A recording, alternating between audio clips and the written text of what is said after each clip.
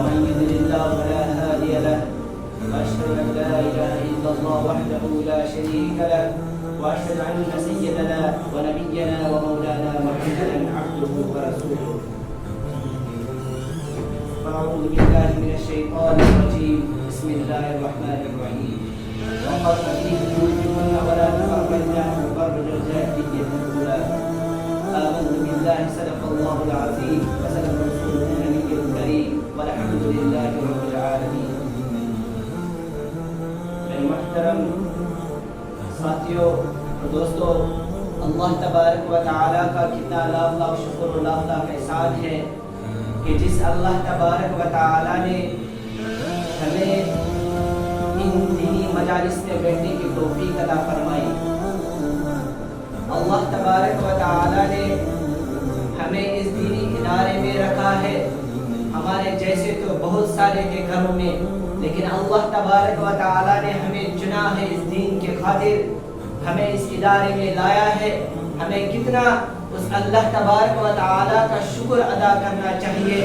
یا رب کریم نے ہماری جو یہ نسبت ہے، یہ اس دین کے ساتھ ہماری نسبت جوڑی ہے. میرے ساتھیوں، اللہ تبارک و تعالیٰ کا یہ بھی بڑا احسان ہے کہ جس اللہ تبارک و تعالیٰ نے ہمیں اس امت میں پیدا کیا، اور امت میں پیدا کرنے کے بعد جو سب سے بڑا، جس کو سب سے بڑی اہمیت دی، جو سب سے زیادہ پسندیدہ ہو، اللہ تبارک و تعالیٰ کو ہمیں اس نبی کے امتی بنایا. میرے دوستو، ابھی تک بہت سارے میرے ساتھی مقرر یہاں پہ آئے جنہوں نے نمازوں کے بارے میں کہا کہ اللہ تبارک و تعالیٰ نے ایک مسلمان پر کس طریقے سے نماز کا حکم دیا کہ 5 ٹائم نماز ادا کرو. اسی طرح اللہ تبارک و تعالیٰ نے پردے کا بھی حکم دیا ہے عورتوں پر کہ عورتیں جب بھی اپنے گھروں سے باہر آئے یا گھر میں کوئی اجنبی مرد آئے تو عورتیں کیا کریں؟ وہ پردے میں رہے. یہ اللہ اور نبی صلی اللہ علیہ وسلم کا حکم ہے. لیکن باہر کے ممالک جو ہے، انہوں نے بڑے زور و شور سے قطار سے یہ کہہ رہے ہیں کہ مسلمان جو ہے انہوں نے اپنے عورتوں کو گھروں میں بند کر دیا ہے. جب ان کی عورتیں پردے میں ہوتی ہیں تو ان کا جو سانس ہوتی ہے وہ ڈوب جاتی ہے، ان کی سانسیں ٹوٹ جاتی ہے. غرض کہ انہوں نے عورتوں کو قید کر رکھا ہے، جبکہ اللہ تبارک و تعالیٰ نے 1400 سال پہلے کلام پاک میں فرمایا تھا وَقَرْنَ فِي بُيُوتِكُنَّ کہ عورتیں جو ہیں یہ گھر کی زینت ہے. لیکن آج کل جو ہمارے گھروں کا ماحول ہے، ہمارے عورتیں سڑکوں پر آ چکی ہیں، ہمارے عورتیں سیلس مین بن کے رہ گئی ہیں، ہمارے عورتیں ویٹر کا کام کر رہے ہیں. کسی ہوٹل میں جا کے دیکھو، جو کام مردوں کا تھا وہ آج کل عورتیں کر رہے ہیں. ایک ان کی کوتاہیاں ہیں، یہ ہماری کوتاہیاں ہیں، یہ ہمارے گھروں میں جو سربراہ ہے ان کی کوتاہیاں ہیں. انہوں نے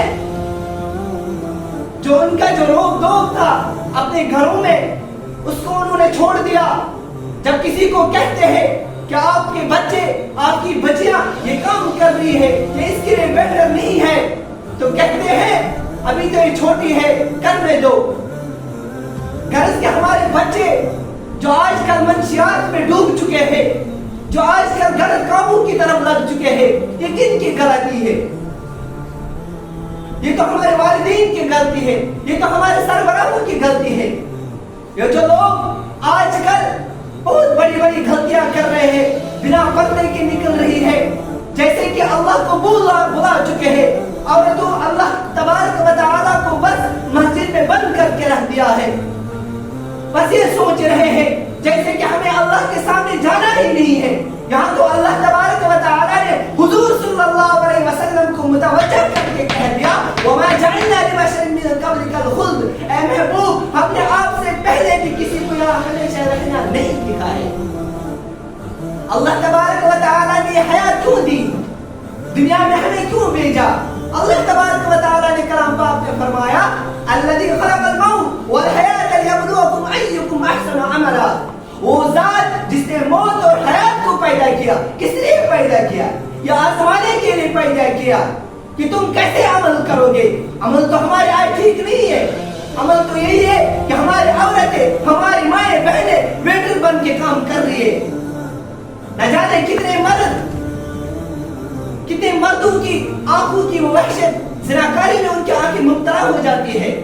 میرے دوستو, ہمارے کشمیر میں ایک سروے کیا گیا جس میں یہ محسوس کیا گیا کہ پچھلے کچھ سالوں سے 10 لاکھ سے زیادہ انسان کس میں مبتلا ہے؟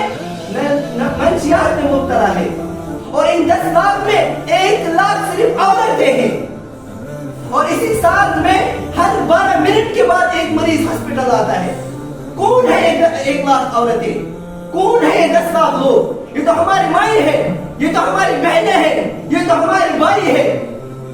جب باپ نے اپنے بیٹے کو نمازوں سے دور رکھا, تربیت سے دور رکھا, جب اس کے بیٹے نے بیٹ اٹھا کر کھیلنے نکلا تو باپ نے کہا واہ واہ میرا بیٹا نکلا ہے کھیلنے کے لیے, میرا بیٹا سوشل میڈیا پہ ولاگ بنا رہا ہے, میرا بیٹا فلانی کام کر رہا ہے. لیکن کبھی اس کے باپ نے یہ کھول کر نہیں کہا کہ میرا بیٹا دیندار ہے, میرا بیٹا صبح فجر میں اٹھ کر نماز مسجد میں باجماعت ادا کرتا ہے.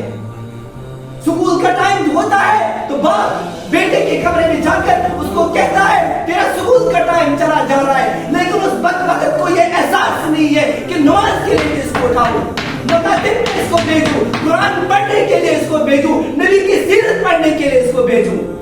آپ نے دیکھا ہوگا سوشل میڈیا میں یہی باپ جو اس وقت بدبخت سوشل میڈیا پہ آ کے کہہ رہا ہے میرے بیٹے کو جیل میں رکھو, اس کو باہر مت چھوڑو. غرض کیا ہے؟ اس نے اس کی تربیت نہیں کی. جب چھوٹا تھا اس نے اس کو کان پکڑ کر کسی مولوی صاحب کے پاس نہیں لیا, اس نے اس کو کسی مکتب میں پڑھنے کے لیے نہیں بھیجا. آج کہہ رہا ہے میرے بیٹے کو اٹھا کر جیل میں بھیجو. کیوں؟ کیونکہ منشیات کر کے آتا ہے, گھر میں برتن توڑتا ہے, گھر میں ماں کی پٹائی کرتا ہے, میرے گریبان پکڑتا ہے. ابھی تجھے احساس نہیں ہے, تو سوشل میڈیا پہ آ کے کہتا ہے میرے لخت جگر کو جیل میں رکھو. تب تو نے نہیں سوچا, جب اس کی تربیت کرنی تھی تب تو نے تربیت نہیں کی, کہا چھوٹا ہے. اب تو کہتا ہے جیل میں بھیجو. سوچنے کا مقام ہے, ابھی بھی وقت ہاتھ سے نہیں گیا.